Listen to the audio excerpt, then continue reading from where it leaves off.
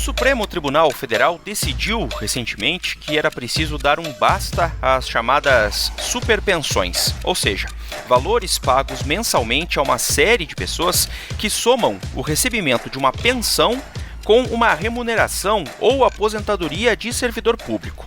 O valor, portanto, ultrapassando o chamado teto constitucional, que equivale a R$ 39 mil, salário de ministros do Supremo. Mas tem um detalhe, essa medida do STF ainda é parcial. A decisão só vale se a morte do servidor que deixou a pensão ocorreu após 1998, quando o teto foi regulamentado. Assim, escapam do chamado abate-teto as filhas solteiras de servidores civis, porque elas deixaram de receber novas pensões a partir de 1990. E olha que não é pouco dinheiro não. A soma da renda bruta de algumas pensionistas chega a R$ 100 mil por mês. Pensionistas que acumulam até 3 ou mesmo 4 benefícios diferentes. Eu sou o Márcio Miranda e nesse episódio aqui do 15 Minutos convidei o Lúcio Vaz. Ele é blogueiro aqui da Gazeta do Povo e acompanha esse assunto há bastante tempo. E aqui nós temos um verdadeiro paradoxo. Em um país em que tantos necessitam de teto, alguns querem fugir ao teto constitucional. Bom, Lúcio, de início, qual que é a justificativa legal para o fato de essas pessoas receberem mais dinheiro mensalmente do que o chamado teto constitucional, os R$ 39 mil, que é o salário dos ministros do Supremo? Pois a gente tem, nos últimos 3 anos, feito matérias, mostrando acúmulo de pensão com aposentadoria, e sempre que eu questiono os órgãos públicos a respeito disso, eles me citam leis, leis que permitem, por exemplo, que você acumule aposentadoria com pensão e outras coisas. Na verdade, o que o Supremo decidiu é o seguinte, acumular pode, só não pode acumular acima do teto, porque o teto vale para todo mundo. Então, a decisão do Supremo foi nesse sentido. Agora, todos esses casos que a gente cita, pensões aí que chegam a 80, 70 mil somando, tem até 3 pensões, isso aí é garantido por lei. Só que o que o Tribunal falou agora, o que o Supremo falou agora, é que está previsto em lei, mas há uma reforma, uma emenda constitucional de 98, que prevê que isso não pode acontecer. Então, se há essa emenda constitucional, a lei tem que se adaptar à Constituição e não o contrário. O plenário, por maioria, seguiu o entendimento do relator de dar provimento ao recurso da União. Foi apresentada a seguinte tese: ocorrida a morte do instituidor da pensão em momento posterior ao da emenda constitucional número 19/1998, o teto constitucional previsto no inciso 11 do artigo 37 da Constituição Federal incide sobre o somatório de remuneração ou provento e pensão percebida por servidor. Mas e por que a decisão do Supremo não acabou com o privilégio totalmente, Qual que foi a brecha aí dessa situação? Olha, eu entendo o seguinte, o Supremo decidiu que é válido, tem que ser aplicado o teto quando há a soma de salários acima dos 39 mil, tem que ser aplicado quando o instituidor, que se chama o servidor que deixou a pensão, ele faleceu e deixou a pensão até 98. Por quê? A questão do teto foi estabelecida na Constituição, artigo 37 da Constituição, que é de 88. Só que na Constituição falava assim, a remuneração do servidor não pode passar do salário do ministro do Supremo. Então, esse é o teto. Só que essa emenda constitucional 19 de 98, ela estabeleceu o seguinte, olha, não é só remuneração, inclui aposentadoria, pensão e outras formas, outros proventos, outras fontes de renda. Essa foi a emenda constitucional.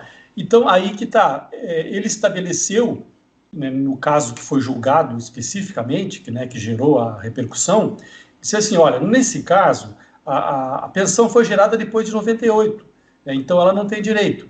Quando ele decidiu isso, ele estabeleceu uma repercussão geral, que vale para muitos outros casos. A Constituição estabelece que a remuneração e o subsídio dos servidores públicos não podem exceder o subsídio mensal dos ministros do Supremo Tribunal Federal.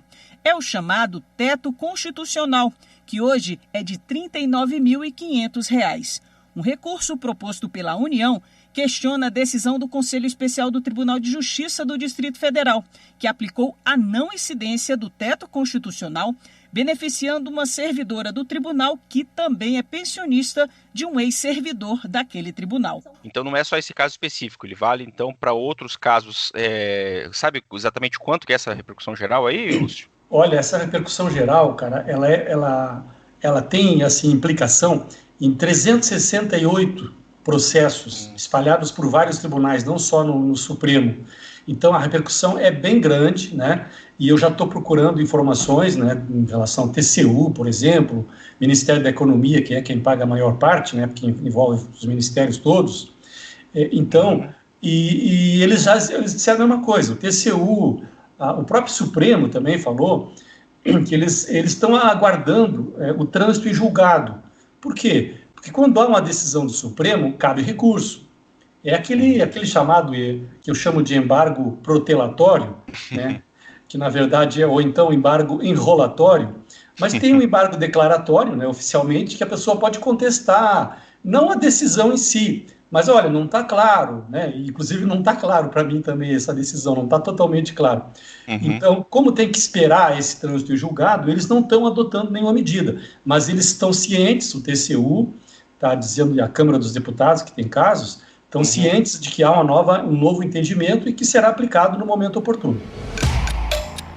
Antes da gente falar de alguns casos aí que você relaciona na reportagem, Lúcio, você cita ali que a decisão do STF acaba poupando, né, as filhas solteiras, né? Por que exatamente, hein? Pela questão do ano, né? As filhas solteiras, elas foram, a última legislação feita, tinha uma anterior, foi de 1958. Então, elas são já antigas, né? Tem senhoras, algumas centenárias, né?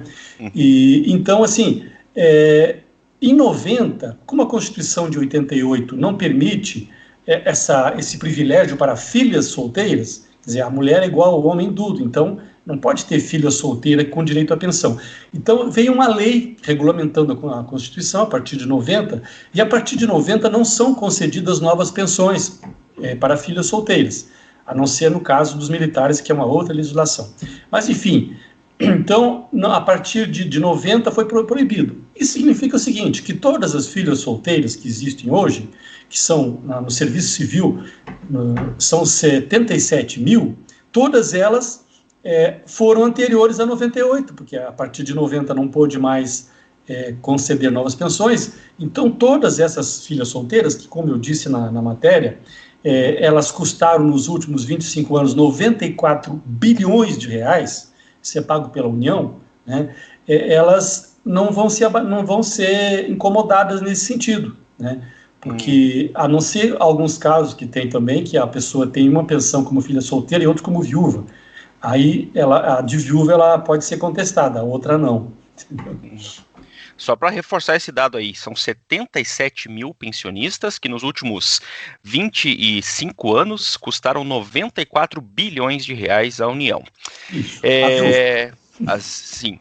Lúcio, vamos falar então, voltar aqui à questão da decisão do Supremo também. Você relata alguns casos que chamam a atenção, por exemplo, tem uma servidora do órgão responsável pela fiscalização dos gastos públicos que recebe acúmulo de pensão com outra remuneração, aliás, um total de 4 fontes de renda, né? Esse é o caso da viúva do ex-ministro Adhemar Guizzi, a dona Sônia Balzini Guizzi. Ela recebe pelo TCU uma pensão de R$ 33.500, né? Só que ela recebe mais R$ 33.600 pelo Montepio Civil, que é aquele Montepio criado pelo Marechal Deodoro em 1890, inicialmente para servidores da Fazenda, depois estendido aos magistrados, que então eles pagam 2 vezes, né?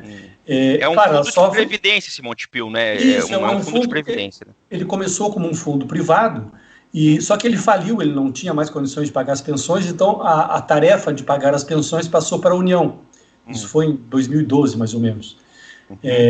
Mas então ela tem, além dessas 2 pensões, ela tem uma pensão parlamentar de 12 mil paga pela Câmara dos Deputados, porque o marido dela, o ministro Adhemar Guizzi, também foi deputado antes de ser ministro.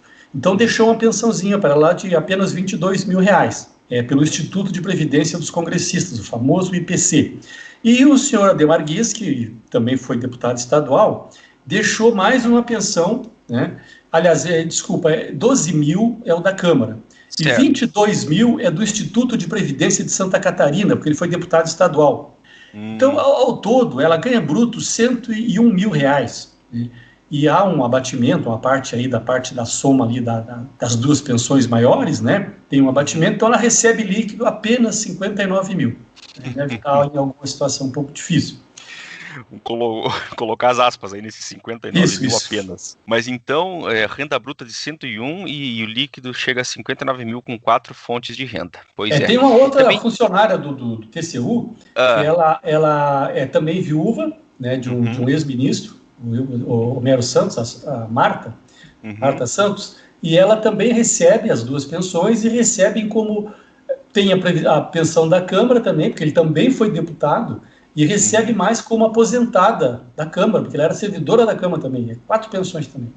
E ao todo, nesse caso aí, então com 4 pensões? Ela chega a 106 mil brutos e 60 mil líquidos. Também tem exemplo dentro do próprio STF, é? Pois é, a decisão foi tomada pelo Supremo, pela maioria, pelo plenário, né? Mas ali dentro a gente encontra algumas coisas também. A senhora, por exemplo, dona Alda Vilas Boas, de 85 anos, viúva do ex-ministro Antônio Vilas Boas, ela recebe 35 mil de pensão como viúva e mais 36 como analista judiciária, aposentada pelo próprio Supremo. Quer dizer, são 72 mil brutos e 52 mil líquidos. E tem ainda uma outra, mais 2 senhoras, a dona Maria Lúcia Rangel Alckmin, de 74 anos, filho do ministro Rodrigues Alckmin, inclusive parente, né, do ex-governador de São Paulo, recebe um total de 51 mil, somando o STF e Montepio. E a senhora Maria Ayla Vasconcelos, de 96 anos, filha do ministro Abner Vasconcelos, recebe 50 mil, somando as duas fontes também, né? E, bom, antes a gente passar para o último tópico aqui da nossa conversa, Lúcio, que é a questão dos militares, todos esses casos que a gente relatou, por exemplo, então, são casos que hoje as pessoas, as pensionistas aí, por esses acúmulos todos, recebem acima, obviamente, do teto, mas nesses casos, pelo menos na teoria, a decisão do Supremo vai afetá-las, então. Olha, no caso das filhas solteiras do Supremo, não vai afetar. Por quê? Porque aquela questão da data. Da data. A senhora Maria Ayla, ela foi aposentada ela começou a receber a pensão em 78, né, e a outra em 72. Então, em princípio, não afeta, não sei o que vai acontecer. No caso E aí é que está a brecha que você citou, exatamente, né? Mas a Sônia Guise, por exemplo, ela começou a receber 2 pensões, que o marido morreu em 2008, No caso dela, me parece que vai ser afetado.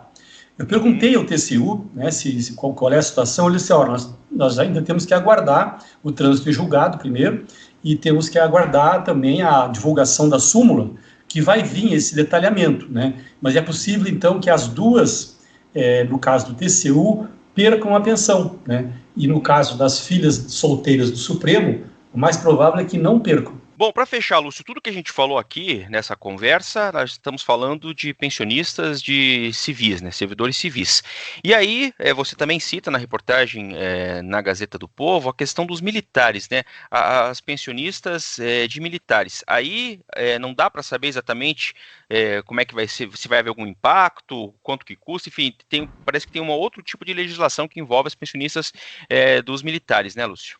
A legislação dos militares é diferente, em primeiro lugar, né? Nessa questão aí de filhas solteiras, está previsto na lei deles, que é uma lei de 63, se não estou enganado, essa lei diz que as filhas maiores de militares, e aí elas podem ser casadas, solteiras, viúvas, o que você imaginar, né?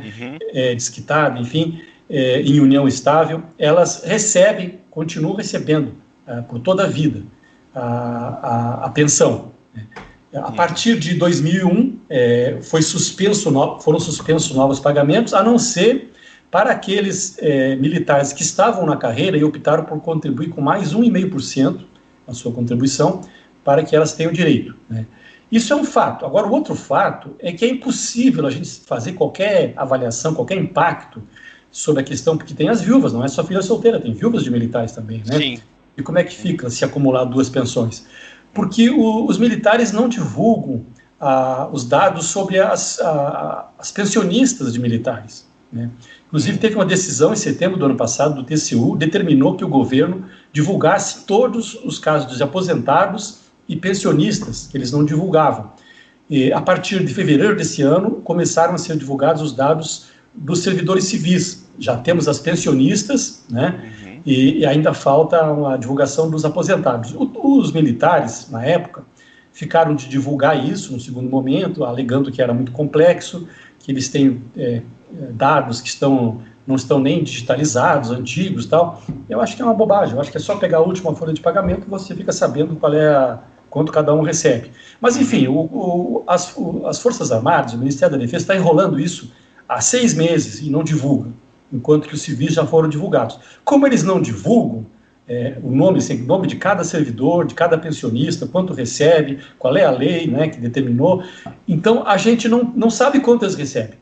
Eu não sei se tem filha pensionista que, acumulando 2 pensões nas Forças Armadas, que passe o teto. Pode ser que não tenha, pode ser que tenha, entendeu? Porque os militares, inclusive, até por força do poder que os militares têm hoje no governo, que estão lá no Palácio do Planalto, né, em vários ministérios, com milhares de cargos sendo ocupados, esse apoio, essa força que eles têm, talvez faça com que eles se achem que não precisam dar essa informação, que é uma informação de interesse público. O dinheiro é público, então tem que informar tudo. Bom, todos os detalhes, tudo que a gente conversou, se encontra lá no blog do Lúcio Vaz, na Gazeta do Povo. Lúcio, obrigado, até a próxima. Um abraço, obrigado. Ponto final nesse episódio do 15 Minutos, podcast da redação da Gazeta do Povo. Durante a minha conversa com o Lúcio Vaz, você ouviu trechos de uma reportagem veiculada pela TV Justiça. Eu lembro que o 15 Minutos conta com a participação da Maria Escrocaro e da Jennifer Ribeiro na produção, a montagem é do Leonardo Bestloff e a direção de conteúdo do Rodrigo Fernandes. Eu sou o Márcio Miranda e agradeço muito a sua companhia. Até mais!